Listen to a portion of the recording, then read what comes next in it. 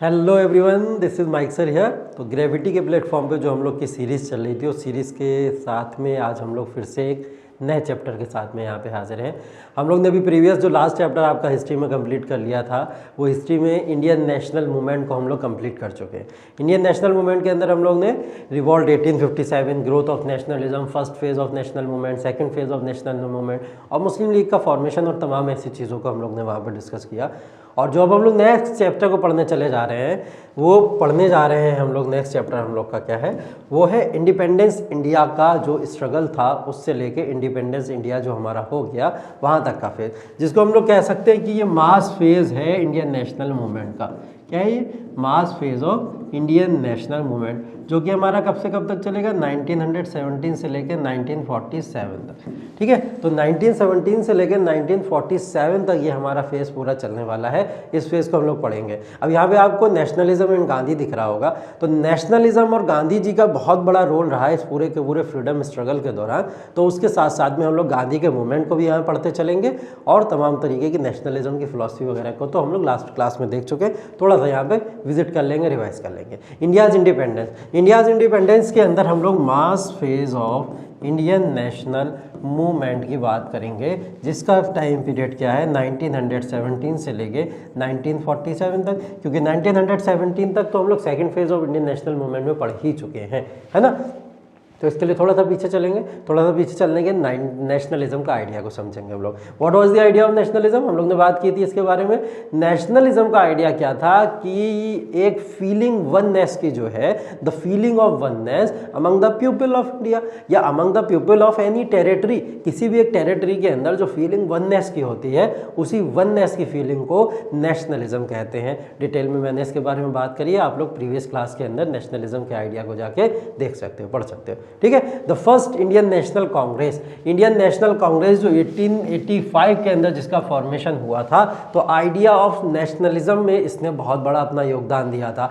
तो Indian national Congress को यहाँ पे समझना इसलिए हमारे लिए ज़रूरी था और पढ़ना यहाँ ज़रूरी था, क्योंकि इंडियन नेशनल कांग्रेस ने ना ही सिर्फ योगदान दिया था नेशनलिज्म के आइडिया को डेवलप होने में, बल्कि जब हमको फ्रीडम मिल गई तो इंडियन के इंडिपेंडेंस तक और गांधी जी का भी पूरा का पूरा रोल कांग्रेस के इर्द गिर्द ही घूमता हुआ हमको दिखाई देता है। ठीक है, तो कांग्रेस क्या थी, कब बनी थी, फॉर्मेशन कब हुआ था, ये सब भी हम लोग प्रीवियस क्लासेस में हम लोग इस सब के बारे में बात कर चुके हैं। एक बार छोटा सा रिवीजन अगर हम लोग कर लें तो 1885 में इसका पहला सेशन कहाँ पे हुआ था? बॉम्बे के अंदर हुआ था इंडियन नेशनल कांग्रेस का, जिसको प्रेसिडाइड किसने किया था? उन्होंने किया था WC बनर्जी। किसने किया था? WC बनर्जी ने इसको प्रेसिडेंटशिप इसकी की थी। ठीक है, तो 1885 का ये सेशन, WC बनर्जी इसके प्रेसिडेंट थे। ठीक है, AO ह्यूम के द्वारा फॉर्म की गई संस्था थी, जिसके अंदर कुछ भारतीय मेंबर्स थे, जैसे WC बनर्जी, दादा भाई नौरोजी, सुरेंद्र नाथ बनर्जी और तमाम ऐसे लोग जो भारतीयों के मॉडरेट लीडर्स के फॉर्म में एक नाम कहलाता है। ठीक है, तो उसकी बात हम लोग यहाँ पे करने की कोशिश कर रहे हैं। ठीक है, तो इंडियन नेशनल मूवमेंट के अंदर हम लोग को ये पढ़ना है। इसके आगे देखते हैं हम लोग क्या है। हाँ, नेशनलिज्म के आइडिया को डेवलप करने के पीछे वर्ल्ड वॉर 1 का बहुत बड़ा इम्पैक्ट था। अब वर्ल्ड वॉर 1 ये तो भाई पूरी दुनिया का वॉर चल रहा है ना, उसको इंडिया से क्या लेना देना, इंडिया का क्या इंटरेस्ट है वर्ल्ड वॉर 1 के अंदर? इंडिया ने तो पार्टिसिपेट भी नहीं किया था वर्ल्ड वॉर 1 के अंदर। तो क्या हुआ था, एक तरफ से इंग्लैंड जो था वर्ल्ड वॉर 1 में इन्वॉल्व था, तो इंग्लैंड भारत को अपनी कॉलोनी बनाया हुआ था, इसी वजह से उसने क्या करा था, इंडिया को इनडायरेक्टली वॉर के अंदर इन्वॉल्व करा दिया था। भारत के जो सैनिक थे, जो सोल्जर्स थे, जो भी सिपाही वगैरह हुआ करते थे, उन सारे लोगों को ज़बरदस्ती वॉर के अंदर ले जाके इन्वॉल्व करा दिया था ईस्ट इंडिया कंपनी ने। ठीक है, ईस्ट इंडिया कंपनी, जो कि हम लोग कहेंगे ईस्ट इंडिया कंपनी, लगभग यहाँ से तो ब्रिटिश रूल शुरू हो गया था, क्राउन के हाथ में पूरी की पूरी पावर आ चुकी थी। ठीक है, तो क्राउन ने डायरेक्टली इन्वॉल्व करा दिया था, इंग्लैंड ने इन्वॉल्व करा दिया था भारतीयों को वर्ल्ड वॉर 1 के अंदर, जो भारतीयों को अपना एक एक्सप्लॉयटेशन लगा कि हमारा एक्सप्लॉयटेशन इस आधार पे, इस बेसिस के ऊपर क्यों किया जा रहा है। ठीक है, तो ये आधार लगाए। तो कहीं ना कहीं वर्ल्ड वॉर 1 जो था वो रीज़न बना भारत के अंदर नेशनलिज्म के आइडिया को डेवलप करने के लिए, क्योंकि ये एक्सप्लॉयटेशन जो इंडियंस का हो रहा था, ये इंडियंस का एक्सप्लॉयटेशन लोगों को बर्दाश्त नहीं हुआ। ठीक है, इसी एक्सप्लॉयटेशन के चलते हुए उन्होंने क्या करा, उन्होंने यहाँ पे प्रोटेस्ट करना शुरू किए। वर्ल्ड वॉर 1 के अंदर तमाम जो भी प्रॉब्लम्स आई, उन प्रॉब्लम को भी यहाँ पे दूर करने की बातें हुई हैं। ठीक है, देखेंगे हम लोग इसके अंदर नेशनलिज्म के आइडिया को यहाँ पे डेवलप किया गया था, तभी हम लोग ने वर्ल्ड वॉर 1 की बात की। ठीक है। वर्ल्ड वॉर 1 के बाद में गवर्नमेंट ऑफ इंडिया ने भारत के साथ में एक समझौता भी किया था कि अगर वर्ल्ड वॉर 1 में ये हमारा साथ दे देते हैं भारतीय लोग या भारत के सोल्जर्स आ जाते हैं तो हम लोग आपको एक एक्ट देंगे, जिसके एक्ट के अंदर जो गवर्नमेंट ऑफ इंडिया एक्ट के नाम पे 1919 के अंदर आया भी, उस एक्ट के अंदर क्या करेंगे, हम आपको तमाम तरीके के प्रोविजंस, तमाम तरीके की रियायतें, तमाम तरीके की सहूलियतें और तमाम तरीके के हम आपको बेनिफिट्स देंगे। ठीक है, तो वो लालच भी भारत को देने की कोशिश की थी। ठीक है, ये देखिए वर्ल्ड वॉर 1 के अंदर कुछ इंडियन सोल्जर्स थे, तो वो इंडियन सोल्जर्स के साथ में क्या क्या चीज़ें हुई थी। बोला गया कि हज़ारों की संख्या में इंडियन सोल्जर्स जो थे वर्ल्ड वॉर 1 में मारे गए थे। ठीक है, तो इंडियन सोल्जर्स जो थे कुछ इस पोजीशन में ये हालत हुई थी। ये कुछ रियल इमेजेस थी उस समय की, जब इस समय में ऐसा कुछ हुआ था। ठीक, वर्ल्ड वॉर की वजह से क्या हुआ था, कई सारे इंडियन ब्रिटिशर्स से नाराज़ थे और उस नाराज़गी की वजह से उन्होंने क्या करा था, ऑल इंडिया मूवमेंट या ऑल इंडिया प्रोटेस्ट करना स्टार्ट कर दिया था। वो नहीं चाहते थे कि इंग्लैंड उनका ज़बरदस्ती क्या करती रहे, एक्सप्लॉयटेशन या शोषण करने की कोशिश करती रहे। इसी के चलते हुए उन्होंने यहाँ पर प्रोटेस्ट करना शुरू कर दिया और यही प्रोटेस्ट आगे चल के क्रांति के अंदर कन्वर्ट भी होता चला गया और ये मूवमेंट बहुत बड़े मूवमेंट बनते चले गए। ठीक है, बात यहाँ पर हम लोग कर रहे हैं है किसकी, कि गवर्नमेंट ऑफ इंडिया एक्ट 1919 का हमारे साथ में क्या किया गया था, एक भरोसा दिलाया गया था हमको कि भारतीय लोग अगर वर्ल्ड वॉर 1 के अंदर पार्टिसिपेट करेंगे, हमारी तरफ से आ जाएंगे, तो हम क्या करेंगे, उनको एक एक्ट देंगे। ठीक है, जिसके अंदर उनको बेनिफिट्स देंगे। लेकिन दिया क्या गया, अमृतसर। ठीक, अमृतसर क्या, अमृतसर जो जलियांवाला मस्साकर की बात हम लोग यहाँ पे करते हैं, उसी जलियांवाला केस की यहाँ पे बात हो रही है। ठीक है, उसी जलियांवाला केस की यहाँ पे बात हो रही है। रॉलेट एक्ट पास हो गया था, ये सारी बात हमको पता है कि 1919 में इन्होंने क्या करा, 1919 में इन्होंने एक रॉलेट एक्ट को पास कर दिया था। ठीक, देना तो भारत को कुछ सहूलियतें चाहिए थी, लेकिन कुछ ना कुछ प्रॉब्लम ये लगातार देते चले जा रहे थे। तो रॉलेट एक्ट को जब 1919 के अंदर इन्होंने पास कर दिया, तो रॉलेट एक्ट के अंदर इन्होंने प्रोविजंस क्या बनाए, रॉलेट एक्ट के अंदर इन्होंने बोला कि ये एक ऐसा एक्ट है जिसके अंदर ना तो कोई वकील कर सकता कोई पर्सन, ना तो कोई दलील दे सकता कोई पर्सन, ना ही किसी तरीके की अपील कर सकता है कोई पर्सन अगर उसको अरेस्ट किया जाता है। इन्होंने बोला किसी को भी कहीं से भी कभी भी हम लोग अरेस्ट कर सकते हैं जब हम चाहेंगे, for the sake of the interest of the Britishers के इंटरेस्ट के लिए या ब्रिटिशर्स की सेफ्टी के लिए ये भारतीयों को अरेस्ट कर सकते थे, गिरफ्तार कर सकते थे।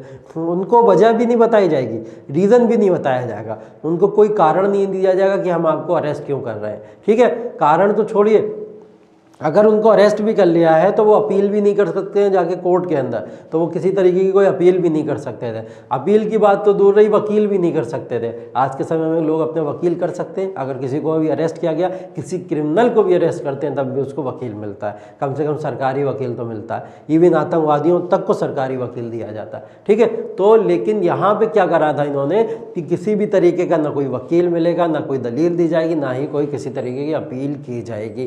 तो इतनी बुरी तरीके से जो एक्सप्लॉयटेशन था इंडियंस का, इसी के अगेंस्ट में इंडियंस खड़े हुए। इसीलिए इस केस को क्या कहा गया, रॉलेट एक्ट को कहा गया द एक्ट ऑफ नो वकील, नो अपील, नो दलील। ठीक है, तो इस तरीके का एक्ट था। इसके अगेंस्ट में प्रोटेस्ट शुरू हो गया। प्रोटेस्ट क्या शुरू हो गया इसके अगेंस्ट में, रॉलेट सत्याग्रह।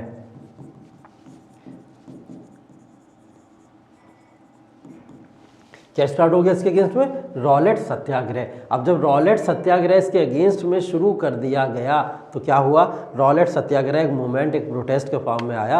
अब वो प्रोटेस्ट के लिए बोली गई कि डेट 6 अप्रैल 1919 को ये डिसाइड किया गया कि रॉलेट सत्याग्रह होगा एक। अब रॉलेट सत्याग्रह को पूरे भारत में जो लीड कर रहे थे वो महात्मा गांधी लीड कर रहे थे, लेकिन कुछ कुछ ब्रांचेस थी, जगहें थी, स्टेट थी जहाँ से अलग अलग तरीके के लीडर्स यहाँ पे लीड कर रहे थे। यही अमृतसर की बात करें पंजाब के अंदर, तो पंजाब के अंदर 2 लीडर्स थे, एक का नाम था सत्यपाल मलिक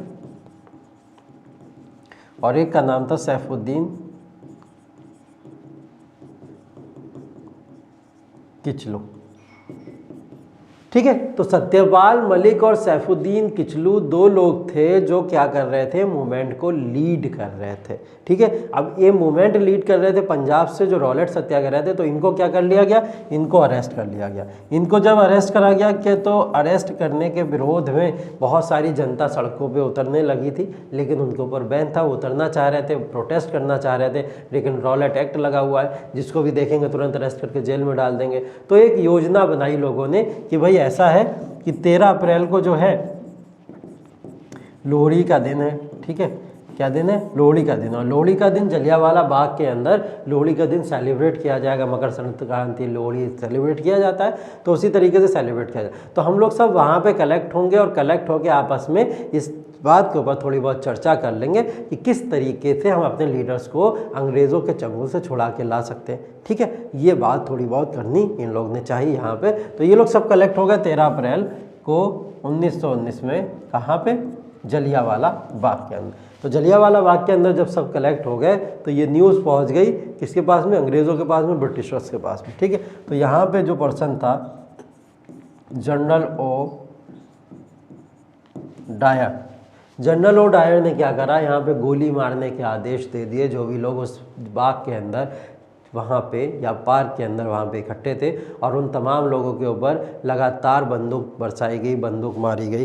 तो हम लोग अगर कुछ सीन देखें तो कुछ इस तरीके का सीन वहाँ पे बन चुका था। ये था पूरा जलियांवाला बाग। लोग भागने की कोशिश कर रहे थे, तो भागते थे तो दीवारें इतनी ऊंची ऊंची थी कि दीवारों से दीवारों से कूद के भागना चाहते थे, तो इतनी ऊंची दीवारें थी, दीवारों से गिरने की वजह से कुछ लोगों की मौत हो गई। कुछ लोगों को दिखा कुआं है वहाँ पे, वेल है वहाँ पे, तो कुछ लोग वेल में कूद गए, वेल में कूदने की वजह से उनकी मौत हो गई। जो सब बचे वो पुलिस की फायरिंग में मारे गए। ठीक है, इसके बाद में एक रिपोर्ट आई जलियांवाला बाग की कि इतने सारे लोगों का बुरी तरीके से मसक्कार किया गया, पूरी तरीके से मारा गया, जनसंहार किया गया है लोगों का। तो इसको लेके इनको क्या करना पड़ेगा, इनको इसकी जवाबदेही देनी पड़ेगी। जवाबदेही में क्या दिया इन्होंने बोला मात्र 300 या 400 लोग मारे गए हैं, और उसकी रिपोर्ट इन्होंने भारतीयों को सौंप दी। लेकिन भारतीय लोगों ने जब इसकी रिपोर्ट को देखा, भारतीयों ने खुद इंक्वायरी कमेटी बैठाई इसको लेके, तो हमको पता लगा कि लगभग 1000 से ज़्यादा लोग तो इसमें मारे गए थे, और 3-4 हज़ार लोग तो लगभग इसके अंदर इंजर्ड हुए थे। ये ओरिजिनल रिपोर्ट भारतीयों के द्वारा यहाँ पे दाखिल की गई थी। तो ये रॉलेट सत्याग्रह के अगेंस्ट में, रॉलेट एक्ट के अगेंस्ट में जो रॉलेट सत्याग्रह चल रहा था, उसकी वजह से इतना बड़ा कांड हुआ, जलियांवाला कांड हुआ, जलियांवाला बाग मैसेकर हुआ, और यहाँ से लोगों की गुस्सा और ज़्यादा बढ़ती चली गई।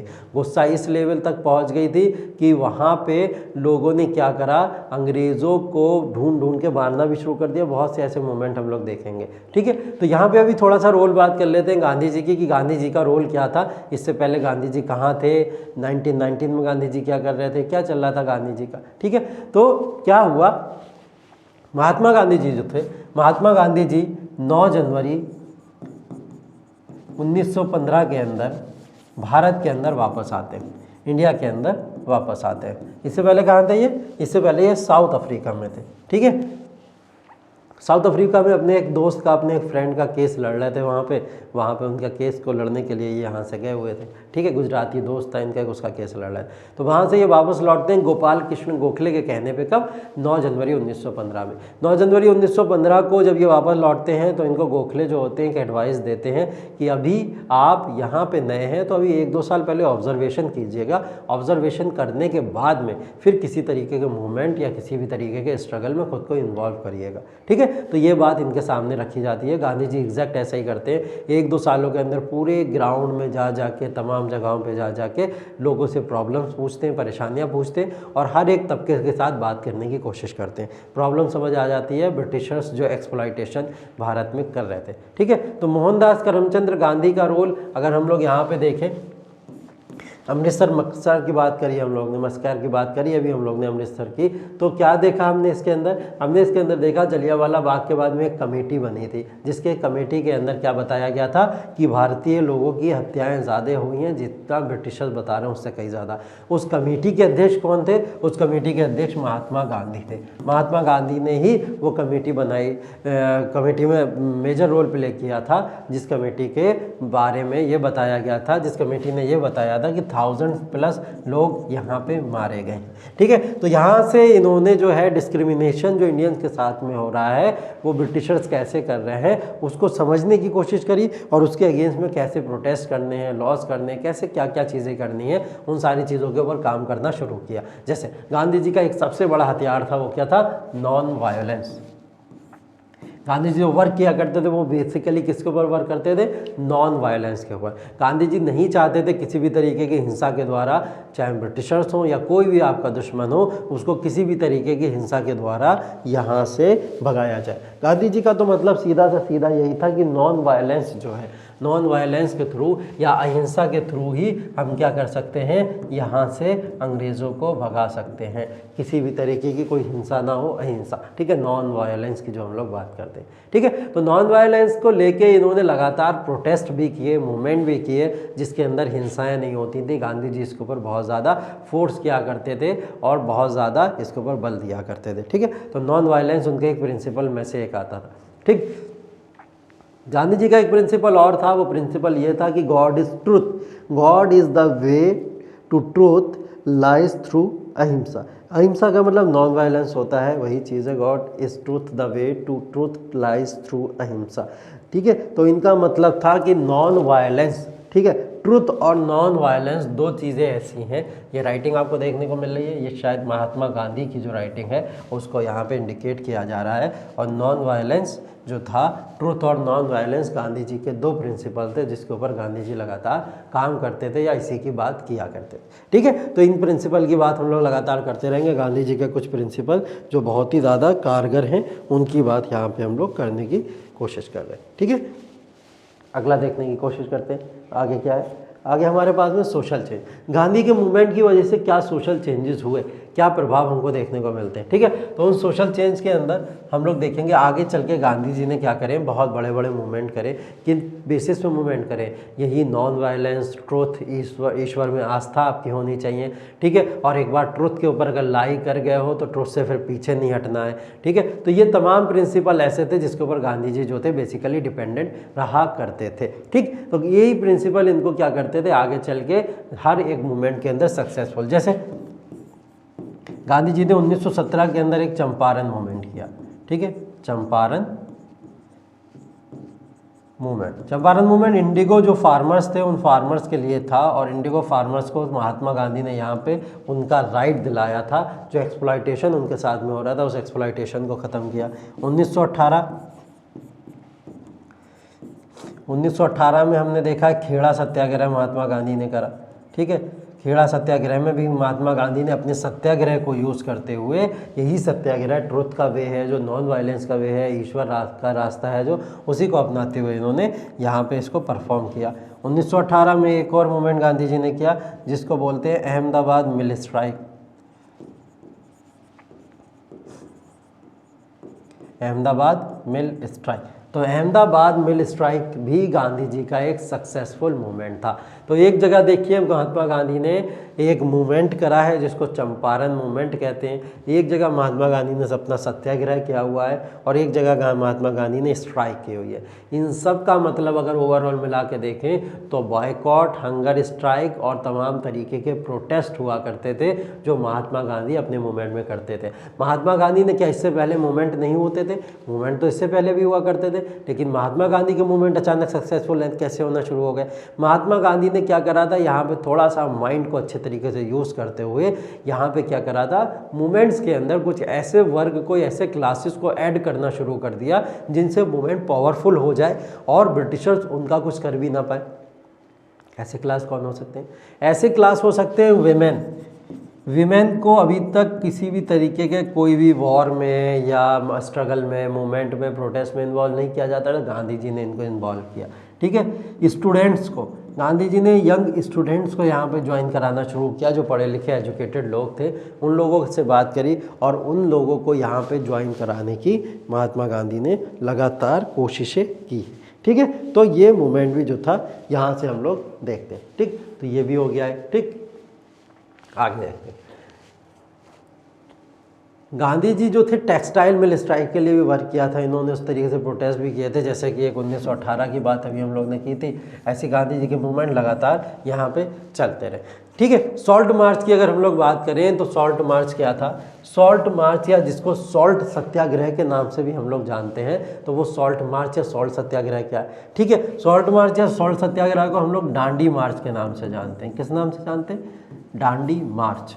ठीक, डांडी मार्च का मतलब ये था कि गांधी जी अपने कुछ फॉलोअर्स के साथ में, ठीक है, कुछ फॉलोअर्स के साथ में, कुछ फॉलोअर्स में नाम आता है लगभग 78 पीपल्स का, 78 पीपल्स के साथ में गांधी जी साबरमती आश्रम से निकले और कहाँ चले गए?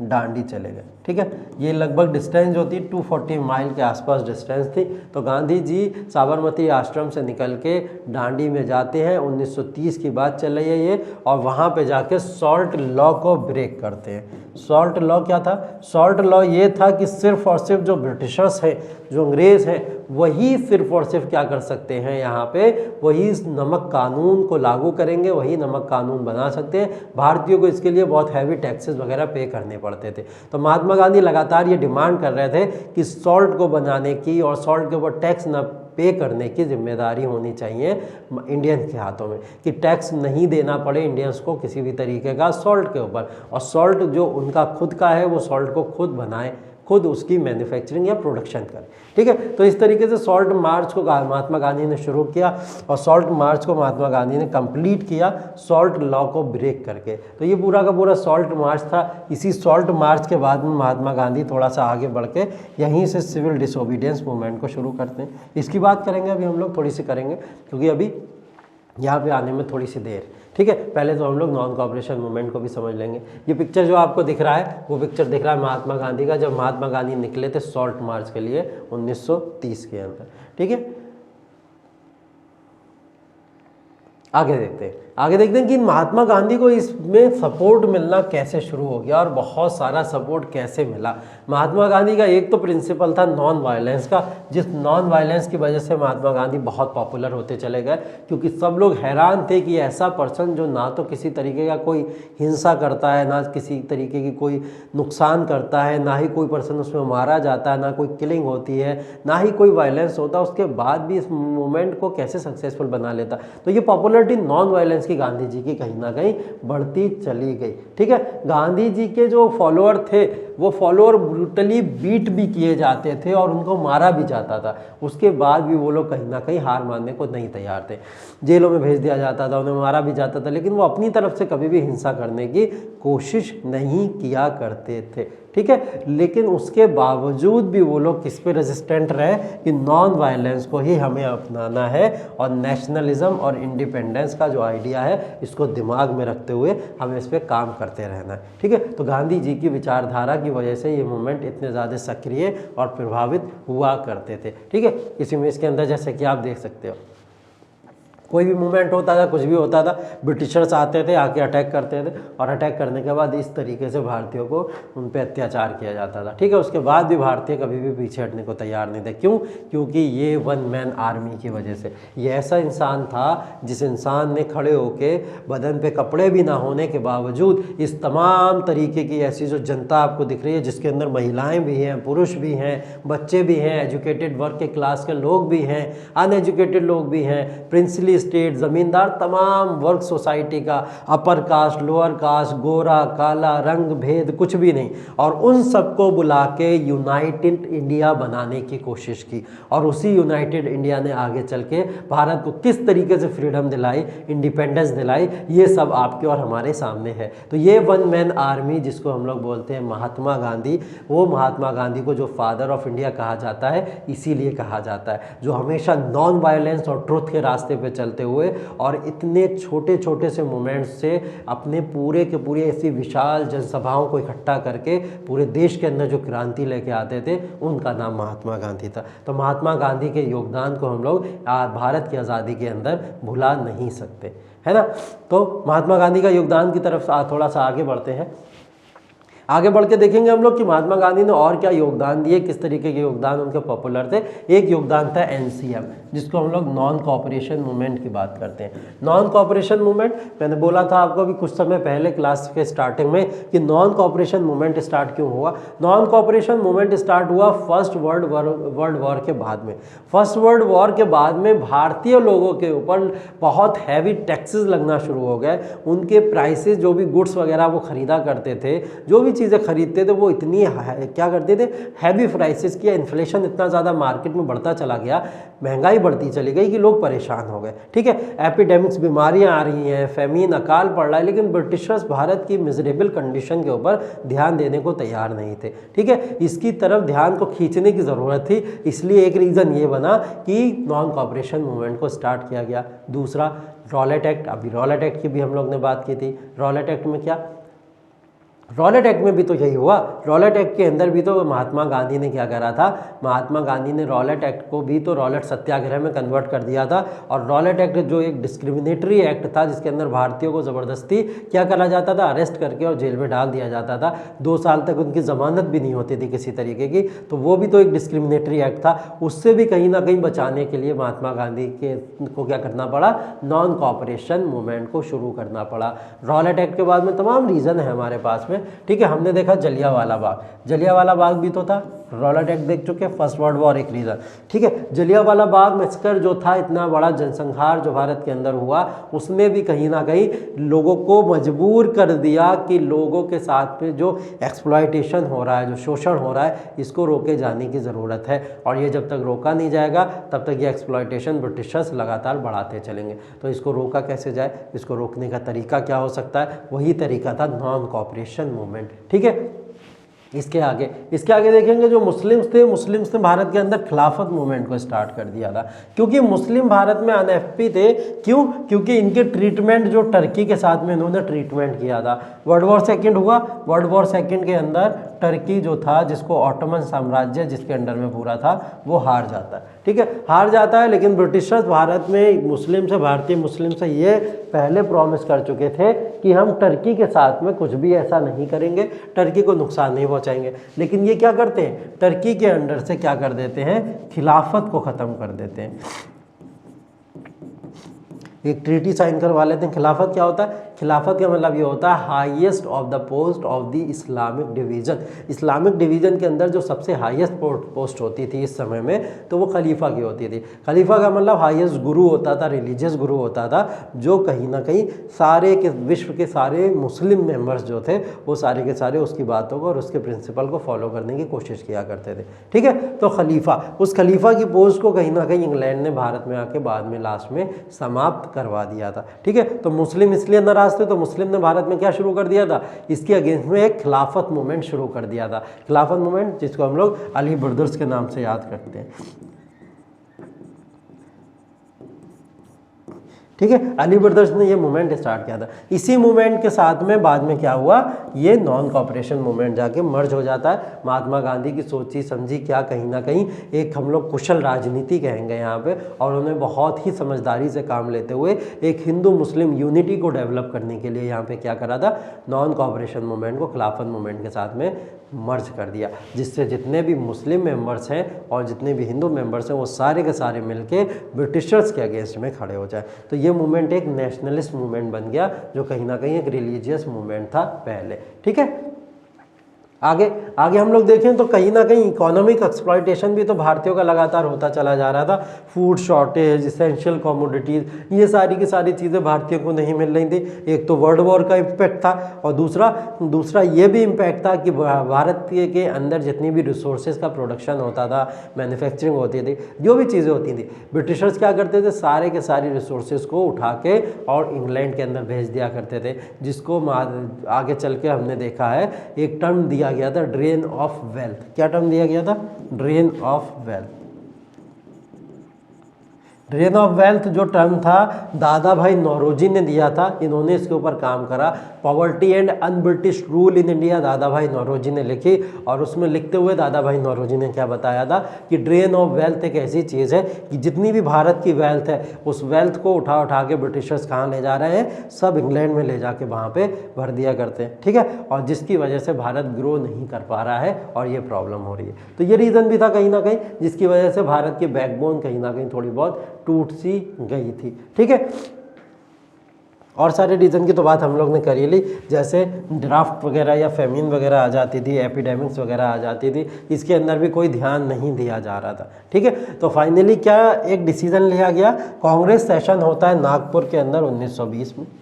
1920 में कांग्रेस सेशन हुआ, कहाँ, नागपुर के अंदर, ठीक। और नागपुर में गांधी जी ने जो था नॉन कॉपरेशन मूवमेंट को यहाँ पे क्या करा, एक सहमति दे दी और अनाउंस कर दिया। तो 1920 के अंदर नॉन कॉपरेशन मूवमेंट यहाँ पे क्या होता है, अनाउंस कर दिया जाता है। और जब नॉन कॉपरेशन मूवमेंट यहाँ पे अनाउंस कर दिया जाता है उसके बाद में ये मूवमेंट क्या होता है, धीरे धीरे ऑल इंडिया मूवमेंट में कन्वर्ट होता चला जाता है, ठीक है।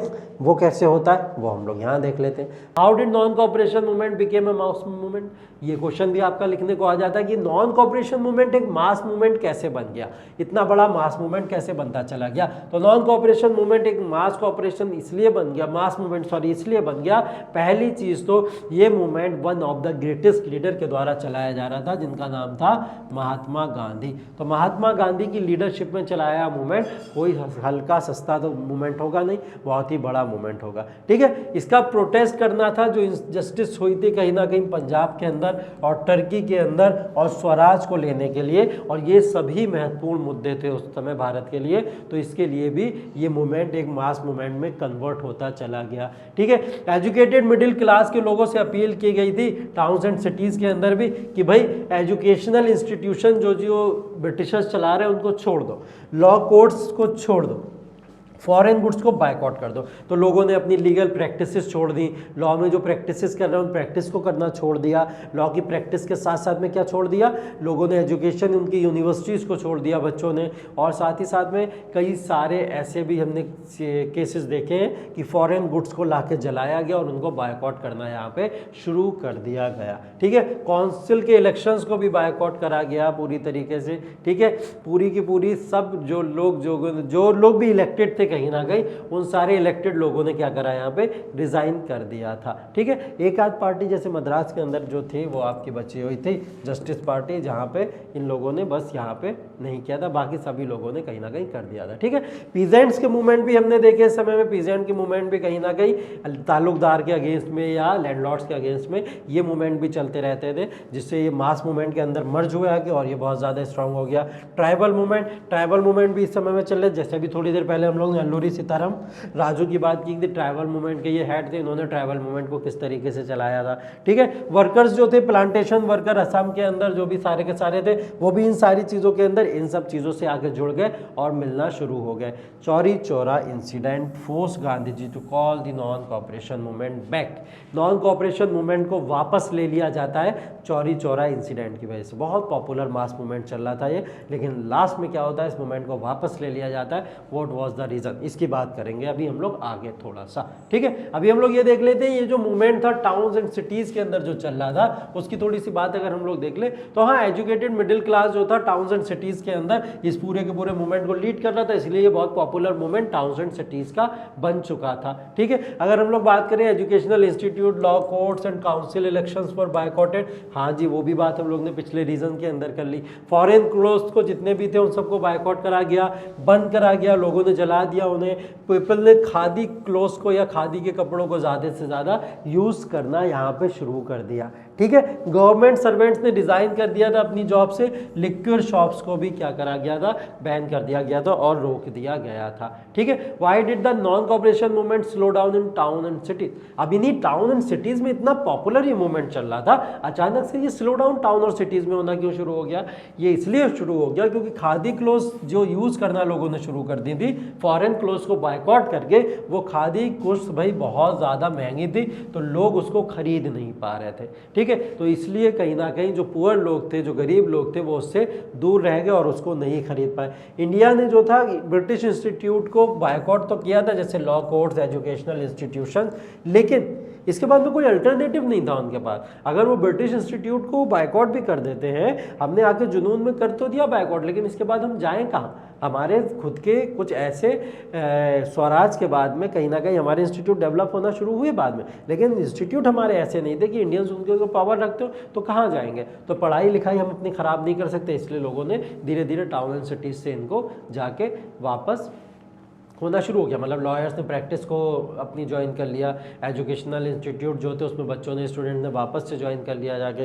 तो ऐसे तमाम रीज़न हमको यहाँ पे देखने को मिले। Withdrawal of the non cooperation movement, हाँ जी, इसकी बात कर रहे थे हम लोग, चौरी चौरा। ये है withdrawal of the non cooperation movement. Uttar Pradesh के अंदर एक जगह पड़ती है गोरखपुर डिस्ट्रिक्ट के अंदर एक चौकी पड़ती है, चौरी चौरा एक जगह पड़ती है। चौरी चौरा के जब ये मूवमेंट चल रहा था नॉन कॉपरेशन मूवमेंट, इसी नॉन कॉपरेशन मूवमेंट के दौरान में कुछ भीड़ इकट्ठी हुई और उस भीड़ ने इकट्ठी होकर फरवरी 1922 के अंदर एक चौकी के ऊपर अटैक कर दिया। पुलिस चौकी थी वो, चौरी चौरा नाम की, जिसके अंदर बहुत सारे ब्रिटिशर्स थे। और उन ब्रिटिशर्स के ऊपर जब अटैक किया गया तो वो ब्रिटिशर्स में से लगभग बोला गया 22 पुलिस वाले, 22 पुलिसमैन उसके अंदर मारे गए और 22 पुलिसमैन की किलिंग कर दी गई। भीड़ ने उनको मार दिया। जब भीड़ ने 22 पुलिस वालों को वहाँ पे मार दिया तो ये था वायोलेंस। अब वायोलेंस गांधी जी के प्रिंसिपल के अगेंस्ट में था बिल्कुल। तो गांधी जी ने इस नाराजगी में आके नॉन कॉपरेशन मूवमेंट को वापस ले लिया। बाद में इसका इल्ज़ाम भी महात्मा गांधी के ऊपर ही आता है कि महात्मा गांधी के भड़काने की वजह से भीड़ ने चौरी चौरा इंसिडेंट को किया होगा, ठीक है। चौरी चौरा हो तो गया खत्म, लेकिन कुछ ना कुछ सिग्निफिकेंस भी तो छोड़ के चला गया, कुछ ना कुछ तो इंपॉर्टेंस या इम्पैक्ट पड़ा होगा, ठीक है। वो इम्पैक्ट या इंपॉर्टेंस इसका ऐसे रहा कि इसने क्या करा, नॉन कॉपरेशन मूवमेंट ने कहीं ना कहीं हमने देखा कि ट्राइबल ग्रुप्स को भी अट्रैक्ट किया, पीजेंट ग्रुप को भी अट्रैक्ट किया, ठीक है, प्लांटेशन वर्कर्स को भी अपनी तरफ अट्रैक्ट किया, हिंदू एंड मुस्लिम यूनिटी को भी अपनी तरफ अट्रैक्ट किया। और ऐसे तमाम रीज़न XYZ हम लोग इसके अंदर लिख सकते हैं कि नॉन कॉपरेशन मूवमेंट का इस तरीके से यहाँ पे सिग्निफिकेंस हुआ। इसके अंदर एक चीज़ और आप लोग ऐड कर सकते हैं, नॉन वायलेंस। नॉन वायलेंस का मूवमेंट था, जब तक नॉन वायलेंस रहा ये मूवमेंट बहुत अच्छा और बहुत ही बेहतरीन तरीके से चलता रहा। जैसे इसमें वायलेंस आके ऐड हो जाता है ये मूवमेंट पूरी तरीके से डिमिनिश और ख़राब होना शुरू हो जाता है, ठीक है। थोड़ा सा आगे बढ़ते हैं। नॉन कॉपरेशन मूवमेंट के बाद में हम लोग आगे बढ़ेंगे तो कहाँ चलेंगे, साइमन कमीशन की तरफ। Simon commission one of the part of your syllabus, इसको इंडियन स्टैट्यूटरी कमीशन के नाम से भी हम लोग जानते हैं। ये एक स्टैट्यूटरी कमीशन था जो सर जॉन साइमन के अंडर में भारत के अंदर आया, ठीक है। इसके अंदर क्या बोला गया था, भारत के कॉन्स्टिट्यूशनल सिस्टम का या भारत में कुछ कॉन्स्टिट्यूशनल चेंजेस को लाने की बात की गई थी, लेकिन भारतीयों ने इस कमीशन को पूरी तरीके से अपोज कर दिया।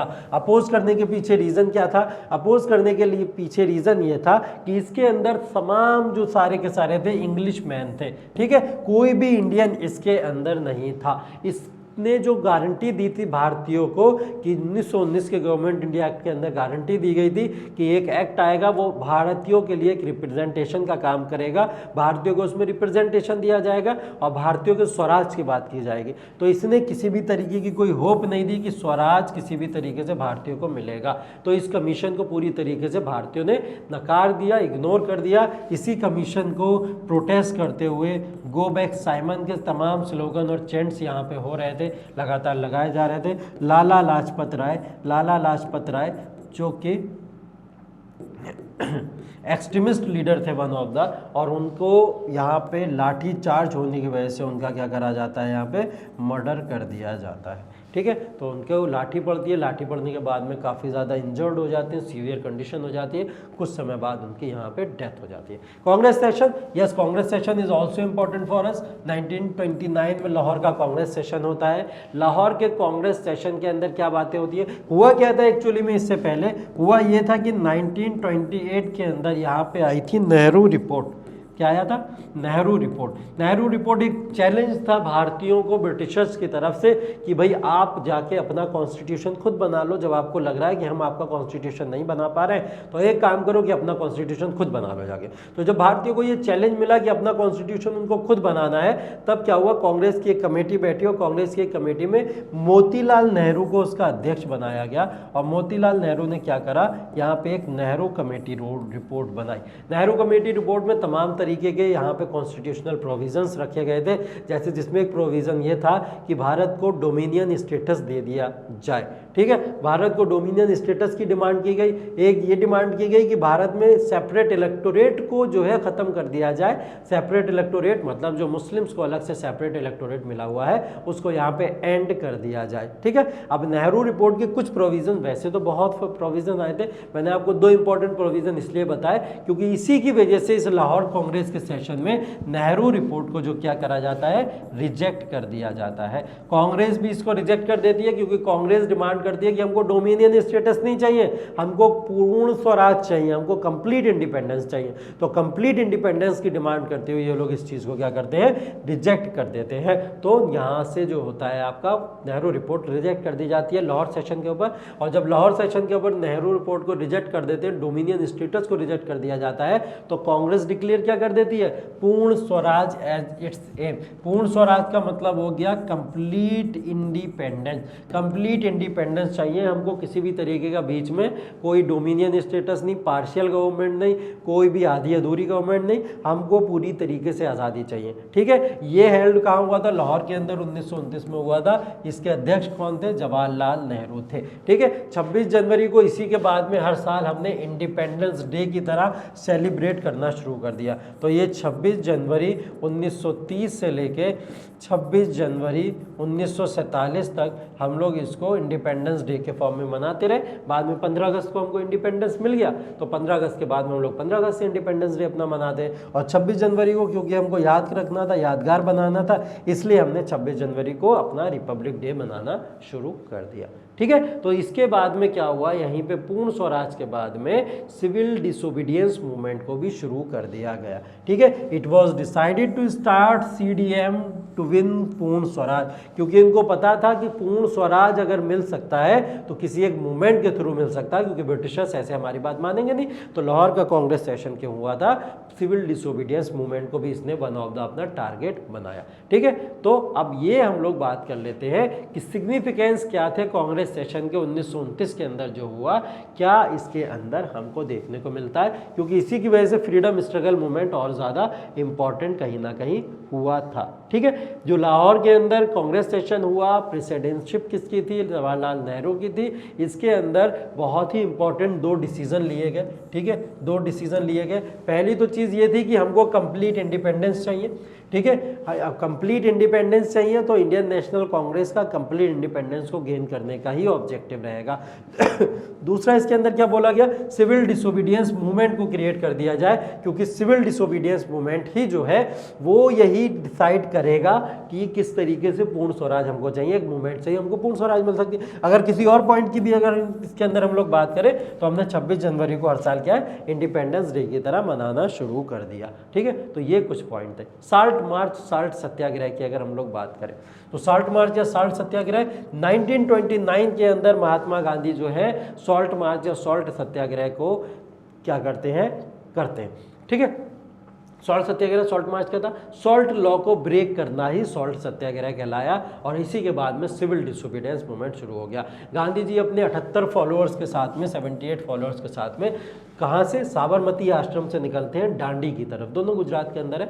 साबरमती आश्रम से गुजरात की तरफ निकलते हैं। लगभग 240 या 250 माइल्स की जो डिस्टेंस थी उसको पैदल रास्ते में कवर करते हैं। वहाँ पे जाके सॉल्ट लॉ को ब्रेक करते हैं। सॉल्ट लॉ को ब्रेक करने का मतलब नमक के कानून को बनाना। नमक जो आप लोग नमक वगैरह खाते हो, वो नमक वगैरह जो था वो पहले बनाने का अधिकार और उसके ऊपर कंट्रोल करने का अधिकार, टैक्स लेने का अधिकार सब ब्रिटिशर्स का था। तो गांधी जी तो बस इतनी अपील कर रहे थे कि ये जो ब्रिटिशर्स का अधिकार है वो किसको मिल जाए, भारतीयों को इसका अधिकार मिलना चाहिए। तो गांधी जी पैदल यात्रा पे सॉल्ट मार्च में निकल जाते हैं, सॉल्ट सत्याग्रह करते हैं, सॉल्ट लॉ को वहाँ ब्रेक करते हैं और जो गवर्नमेंट थी उसके ऊपर जो भी टैक्सेस वगैरह लगाती थी वो टैक्सेस अब कलेक्ट करने की पावर इंडियंस के हाथ साथ में आ जाएगी।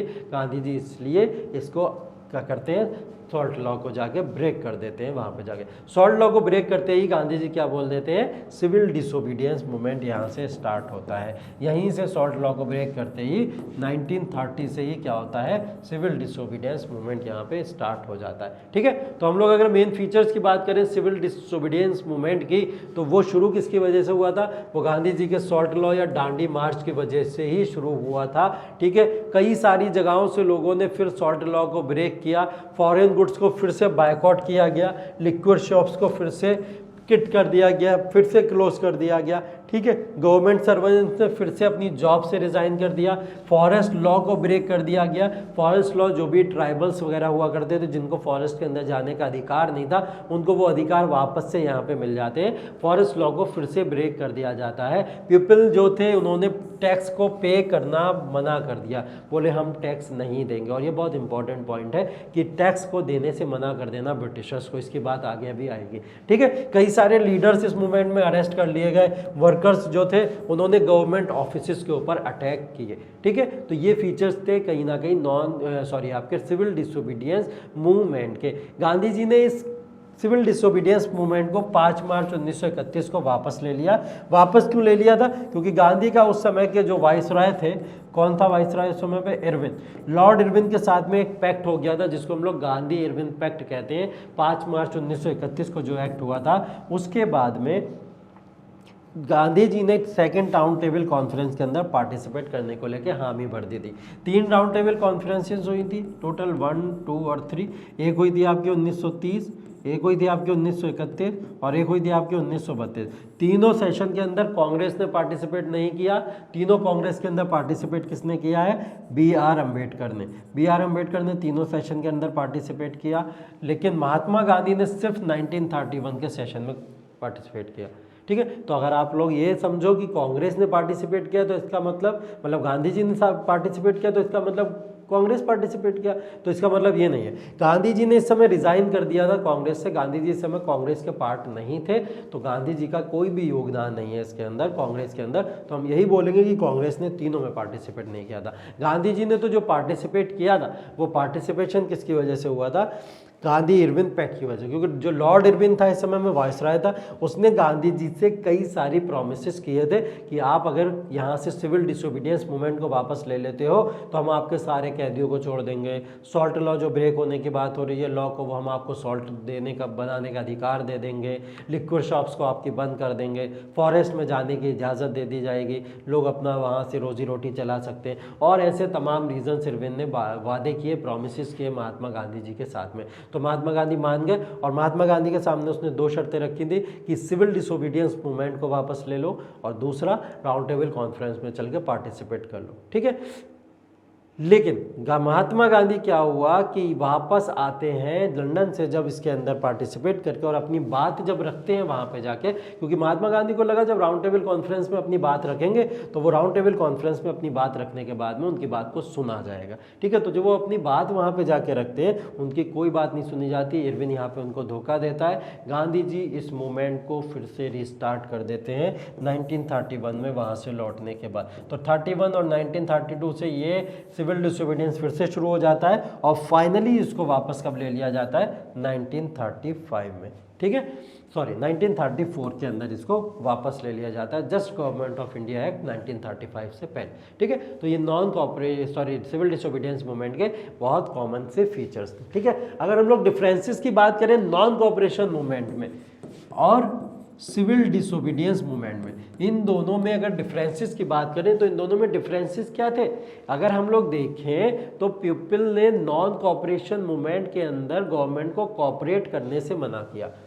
नॉन कोऑपरेशन मूवमेंट में यही तो हुआ था कि कोऑपरेट नहीं करेंगे, गवर्नमेंट को कोऑपरेट नहीं करेंगे, यही मना किया था। लेकिन सिविल डिसोबीडियंस मूवमेंट में इससे ज़्यादा लोग आगे बढ़ गए, उन्होंने कोऑपरेट करने से तो मना किया, साथ ही साथ में लॉज को भी ब्रेक किया, जैसे कि सॉल्ट लॉ को ब्रेक करना। ठीक है, दूसरा अगर हम लोग देखें, मुस्लिम से बहुत भारी अमाउंट में इसके अंदर पार्टिसिपेट किया था नॉन कोऑपरेशन मूवमेंट के अंदर, लेकिन मुस्लिम का पार्टिसिपेशन बहुत कम था सिविल डिसोबीडियंस मूवमेंट के अंदर, क्योंकि इस समय में सिविल डिसोबीडियंस मूवमेंट और कांग्रेस के ऊपर ज़्यादा जो प्रभाव था वो किसका था, हिंदू महासभा का। और हिंदू महासभा का जो एम और टारगेट था वो भारत के अंदर मेजोरिटी के रूल को डेवलप करना था कहीं ना कहीं। इस वजह से मुस्लिम्स ने संप्रदाय ने उसको अपने आप से अलग कर लिया और उन्होंने यही समझा कि सिविल डिसोबीडियंस मूवमेंट सिर्फ और सिर्फ हिंदू महासभा के द्वारा चलाया जाने वाला मूवमेंट है, ठीक है। तो इस वजह से मुस्लिम्स का पार्टिसिपेशन इसमें बहुत कम लगा, ठीक है। No tax campaign, non cooperation के समय में कोई टैक्स कैंपेन तो हमने देखा नहीं, किसी भी तरीके से टैक्स देना लोगों ने बंद कर दिया हो या ये हुआ हो। लेकिन सिविल डिसोबीडियंस मूवमेंट सीडीएम के अंदर हम लोग ने देखा लोगों ने डायरेक्टली रिफ्यूज कर दिया टैक्स देने से, ठीक है। तो ये डिफरेंसेस थे नॉन कॉपरेशन मूवमेंट और इसके अंदर। Social groups which participated in civil disobedience movement, CDM के अंदर कौन कौन से सोशल ग्रुप थे जिन्होंने पार्टिसिपेट किया? कुछ तो रिच पीजेंट्स चाहे रिच हो, पीजेंट्स चाहे पुअर हो, दोनों ही इस समय में कहीं ना कहीं डिप्रेशन और फॉल ऑफ प्राइसेस या कहीं ना कहीं उनकी फसलें बुरी तरीके से इम्पैक्ट कर रही थी। तो सारे के सारे पीजेंट्स इसके अंदर थे।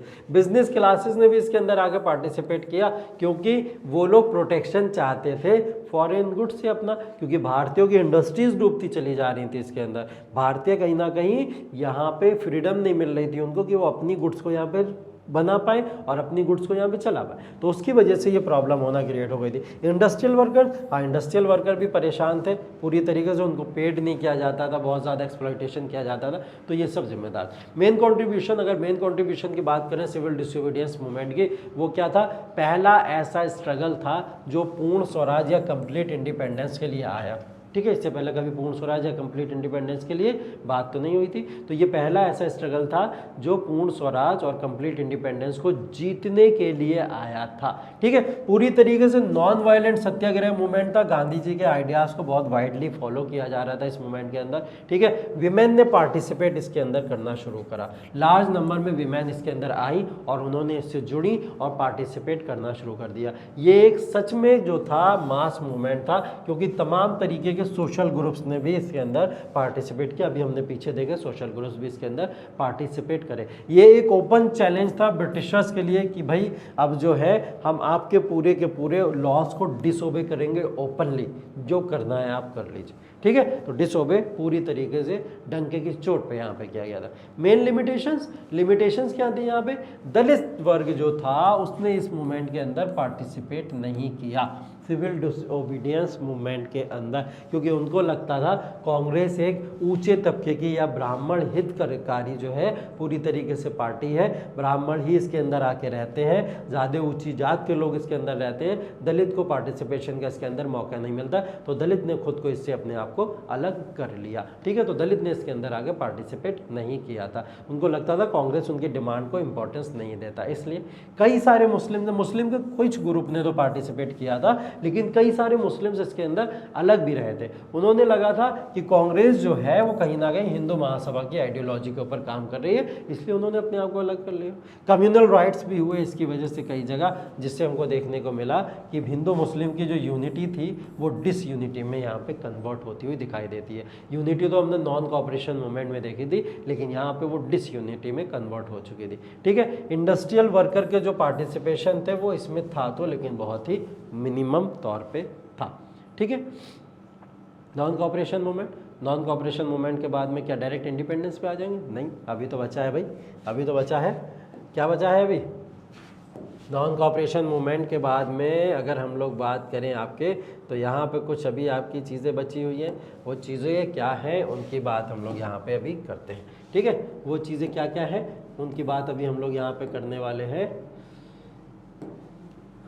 हाँ जी, इस स्लाइड के अंदर हम लोग उसकी बातें करेंगे, ठीक है।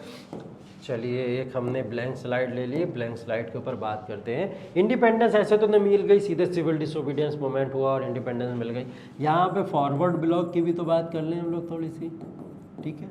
फॉरवर्ड ब्लॉक वो ब्लॉक जो 1939 के अंदर आया एग्जिस्टेंस के अंदर। क्या था फॉरवर्ड ब्लॉक और कैसे इसका फॉर्मेशन हुआ? फॉरवर्ड ब्लॉक सुनते ही आपके दिमाग के अंदर तुरंत एक नाम आता है सुभाष चंद्र बोस का।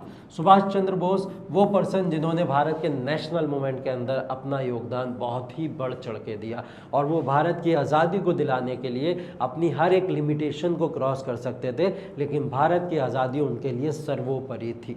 ठीक है, तो सुभाष चंद्र बोस का योगदान किस तरीके से रहा उसको हम लोग फॉरवर्ड ब्लॉक के अंदर देख सकते हैं।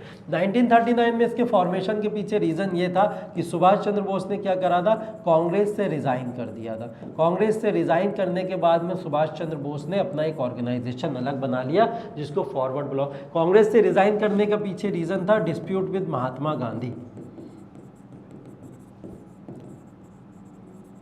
डिस्प्यूट विद महात्मा गांधी, दोनों one of the greatest leader of India, Mahatma Gandhi और सुभाष चंद्र बोस। और यहाँ हम वर्ड क्या लिख रहे हैं, डिस्प्यूट लिख रहे हैं। तो इतनी दो बड़ी पर्सनैलिटी के बीच में डिस्प्यूट कैसे क्रिएट हो सकता है भाई। तो डिस्प्यूट ये था एक्चुअली में कि सुभाष चंद्र बोस को एक रिवोल्यूशनरी आइडियोलॉजी का कहीं ना कहीं मेंबर माना जाता था कि इनकी आइडियोलॉजी क्या है, रिवोल्यूशनरी है। ये रिवोल्यूशनरी मतलब वायलेंस का भी यूज कर सकते हैं। महात्मा गांधी के प्रिंसिपल वायलेंस वाले नहीं है, तो महात्मा गांधी ने बोला कि हमारे प्रिंसिपल तो वायलेंस वाले नहीं है। इसलिए सुभाष चंद्र बोस की मैं बहुत रिस्पेक्ट करता हूँ, इज्जत करता हूँ, लेकिन सुभाष चंद्र बोस को कांग्रेस का प्रेसिडेंट नहीं बनाना चाहिए। उन्होंने बोला मेंबर हैं बने रहे, लेकिन इसके बावजूद भी 2 बार सुभाष चंद्र बोस इसी समय में 38-39 में यहाँ पे कांग्रेस के प्रेसिडेंट बनते हैं। इस बात से महात्मा गांधी बहुत नाराज हो जाते हैं कि कांग्रेस का प्रेसिडेंट आपको नहीं बनाना चाहिए था। तो इसी नाराजगी को दूर करने के लिए Subhash Chandra Bose with due respect जो है महात्मा गांधी के पोस्ट से रिजाइन कर देते हैं अपनी, और कांग्रेस को छोड़ देते हैं और कांग्रेस को छोड़ के फॉरवर्ड ब्लॉक की स्थापना करते हैं। ऐसा महात्मा गांधी ने क्यों किया, क्योंकि महात्मा गांधी का ये मानना था कि अगर रिवॉल्यूशनरी सोच का और जो कभी भी वायलेंस को भी इख्तियार कर सकता है ऐसा बंदा अगर कांग्रेस का प्रेसिडेंट बनेगा तो इससे पूरे समाज के अंदर एक मैसेज ये कन्वे हो जाएगा कि लगता है कांग्रेस ने वायलेंस को सपोर्ट करना शुरू कर दिया है और वायलेंस हमारा टारगेट नहीं है। स्वराज को गेन करने के लिए वायलेंस की ज़रूरत नहीं होना चाहिए, ये मैसेज ये लगातार देना चाहते थे। ठीक है, तो फॉरवर्ड ब्लॉक की स्थापना इसलिए हुई 1939 के अंदर, और फॉरवर्ड ब्लॉक ने आगे आज़ादी में बहुत बड़ा योगदान भी दिया। फॉरवर्ड ब्लॉक के बाद में आ जाते हैं हम लोग इंडियन नेशनल आर्मी के पास में। इंडियन नेशनल एसोसिएशन या इंडियन नेशनल आर्मी का जो फॉर्मेशन हुआ वो फॉर्मेशन तो एक्चुअल में 1942 के अंदर ही हो गया था। इस फॉर्मेशन को जो मेन जो लीड थे करने वाले वो थे मोहन सिंह। कौन थे, मोहन सिंह। ठीक है,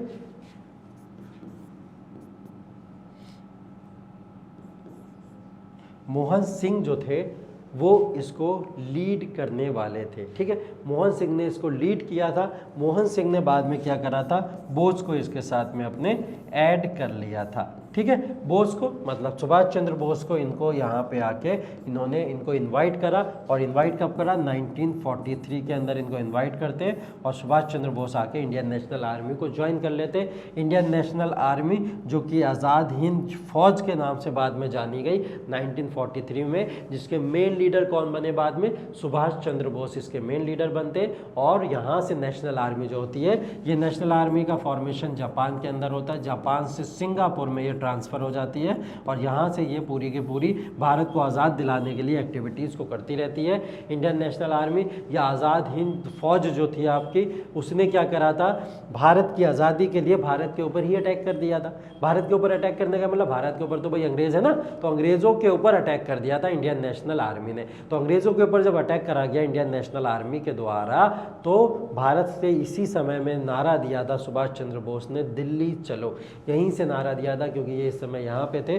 थोड़े समय बाद ये हिटलर से भी हेल्प लेने पहुँचे थे क्योंकि उस समय वर्ल्ड वॉर चल रहा था और ग्रेट ब्रिटेन के अगेंस्ट में था जर्मनी, तो ये जर्मनी से भी हेल्प लेने के लिए यहाँ पे पहुँचे थे। और जर्मनी से हेल्प लेने के लिए, और हिटलर इनकी हेल्प भी करने वाला था, लेकिन कुछ ही समय बाद पता लगा कि हिटलर ने सुसाइड कर लिया। और फिर हमको ये भी पता लगता है कि इंडियन नेशनल आर्मी धीरे धीरे करके डाउन होती चली गई, गिरती चली गई। क्यों गिरती चली गई, क्योंकि यहाँ से एक खबर और आ गई थी, सुभाष चंद्र बोस का जो प्लेन है वो हाईजैक हो गया, या फिर प्लेन जो था क्रैश हो गया था। ठीक है, क्रैश हो गया था। क्रैश होने के बाद में वो पूरा का पूरा प्लेन वहाँ पे डिस्ट्रॉय हो जाता, और यहाँ पे एक न्यूज़ सुनने के आती है कि सुभाष चंद्र बोस जो है अब नहीं रहे। ठीक है, और उसके बाद में ये पूरी की पूरी जो आज़ाद हिंद फौज थी, वो आज़ाद हिंद फौज को जितने भी ब्रिटिशर्स होते हैं वो सारे के सारे लोग इनको कैप्चर करते हैं, कैप्चर करके इंडिया में ले आते हैं। इंडिया में ट्रायल के लिए इनको लाया जाता है। ट्रायल के लिए कई सारे इंडियंस इनका केस भी लड़ते हैं, जिसके अंदर जवाहरलाल नेहरू भी इनके केस को लड़ते हैं। ठीक है, और इनको बचाने की कोशिश की जाती है। ठीक, अब आते हैं इंडिपेंडेंस की तरफ। वर्ल्ड वॉर सेकंड खत्म हो चुका था, इंडिपेंडेंस के लिए बोला गया कि वर्ल्ड वॉर सेकंड जब खत्म हो जाएगा तो वर्ल्ड वॉर सेकंड के बाद में इंडिया को फ्रीडम दे दी जाएगी, बस वर्ल्ड वॉर सेकंड के अंदर इंडिया हमारा सपोर्ट कर दे। ठीक है, तो इसकी कंडीशन के साथ में इंडिया के जो भी आर्मी के मेंबर थे वो क्या करे जाएंगे, आर्मी के मेंबर इंडिया के जो है उनको वर्ल्ड वॉर सेकंड में भेजा जाएगा। ठीक है, इसको मानते हुए कहीं ना कहीं इनको बोल दिया गया और इन्होंने एग्री कर दिया कि कॉलोनियल रूल यहाँ पे खत्म होने वाला है, इंडिया को इंडिपेंडेंस मिलने वाली है। 15 अगस्त 1947 को फाइनली इंडिया को रिपब्लिक घोषित कर दिया गया, इंडिया सॉवरेन कंट्री बन गया कहीं ना कहीं, और इंडिया को इंडिपेंडेंस यहाँ पे मिल जाती है। ठीक है, और बहुत सारे इंडियन, जैसे कि हमने सुभाष चंद्र बोस को देखा, महात्मा गांधी को देखा, इन सारे लोगों के सेक्रीफाइसेस की वजह से आज हम देखते हैं इंडिपेंडेंस को कैसे हमने गेन किया। ये इंडिपेंडेंस डे का वो दिन है जब हम लोग को आज़ादी मिल गई थी। महात्मा गांधी ने बोला, many Indians lovingly call Mahatma Gandhi Mahatma और ग्रेट सोल। कई सारे भारतीय जो है महात्मा गांधी को महात्मा भी बोलते हैं। क्यों बोलते हैं? कि इसी वजह से कि फ्रीडम में इनका बहुत बड़ा योगदान था। भारत की आज़ादी सिर्फ आज़ादी नहीं थी, आज़ादी के साथ में एक स्प्लिट भी था जिसमें इंडिया और पाकिस्तान जो थे दो पार्ट में यहाँ पे डिवाइड हो गए थे। 14 अगस्त को पाकिस्तान को यहाँ पे आज़ादी मिली थी और 15 अगस्त को इंडिया को यहाँ पे आज़ादी मिल गई थी। ठीक है, तो ये एक स्प्लिट बना था पूरा का पूरा। ब्रिटिश इंडिया को अगर हम लोग देखें तो हमारा भारत उस समय ऐसा था 1945 तक, लेकिन 1971 तक का अगर हम लोग कंपैरिजन करें तो ये पाकिस्तान तो पहले ही हमसे डिवाइड हो चुका था, भारत टूट चुका था। बाद में इधर भी देखें तो ये बांग्लादेश की एक और नई कंट्री बन गई थी जो पाकिस्तान के कंट्रोल में पहले हुआ करता था, वेस्टर्न पाकिस्तान जिसको हम लोग कहा करते थे। ठीक है, तो ये इस तरीके से हमने कहीं ना कहीं देखे हैं, बहुत सारे ऐसे सिंबल्स देखने को मिले, बहुत सारे रीज़न देखने को मिले जिसकी वजह से सब हुआ। पार्टीशन ने क्या करा, टर्मोइल क्रिएट किया था जिसकी वजह से बहुत बड़ा जेनोसाइड हुआ, राइट्स हुए, बहुत ज़्यादा दंगे हुए बहुत बड़े भारत के अंदर, हिंदू मुस्लिम दंगे हुए भारत के अंदर, हिंदू मुस्लिम राइट्स हुए। कई सारे लोगों ने एक दूसरे को मार दिया क्योंकि उनको लगता था कि उनकी वजह से ही, हिंदूज़ को लगता था मुस्लिम की वजह से हमको अपनी ज़मीन छोड़नी पड़ रही है, मुस्लिम को लगता था हिंदूज़ की वजह से हमको अपनी ज़मीन छोड़नी पड़ रही है। तो ये रीज़न बना कहीं ना कहीं बहुत बड़ा, जिसकी वजह से बहुत हैवी लेवल पर टर्मोइल हुए, दंगे हुए। ठीक है, टाइम मैगजीन ने उस समय में एक पोस्टर छापा ऐसा, और भारत माता को इस तरीके से दिखाया गया है कि किस तरीके से भारत माता के टुकड़े हो रहे हैं, कत्ल किया जा रहा है भारत माता का, तोड़ा जा रहा है भारत माता को। 1947 को ये था उस समय का सीन। ठीक है, गांधी जी जो थे लास्ट, जो कि महात्मा हमारे कहीं ना कहीं थे, उन्होंने जो था अपना योगदान फिर से एक कुर्बानी के रूप में दिया। महात्मा गांधी 78 साल की एज में 1948 में जब एक प्रेयर के लिए घर से निकल रहे थे तो नई दिल्ली के अंदर उनका असासिनेशन कर दिया जाता है बाई गॉडसे। गॉडसे ने इनका असासिनेशन कर दिया और एक ग्रेट सोल को यहाँ पे मार दिया जाता है गॉडसे के द्वारा। बाद में गॉडसे को पकड़ के और उसको उस चीज़ की सज़ा भी दी जाती है। ठीक है, तो इस तरीके से महात्मा गांधी जो थे वो हिंदू मुस्लिम यूनिटी को, भारत की आज़ादी को लेके और तमाम तरीके के इंडिपेंडेंस स्ट्रगल के अंदर बहुत बड़ा योगदान अपना देते हैं। चाहे महात्मा गांधी हो जाएं, चाहे सुभाष चंद्र बोस हो जाएं, भगत सिंह हो जाएं, या अशफाक उल्लाह खान हो जाएं, या आपके सर सैयद अहमद ख़ान हो जाएं, या आपके इधर जवाहरलाल नेहरू हो जाएं, ये तमाम ऐसे लीडर्स हैं। उन लीडर्स के योगदान को यहाँ पे भुलाया नहीं जा सकता।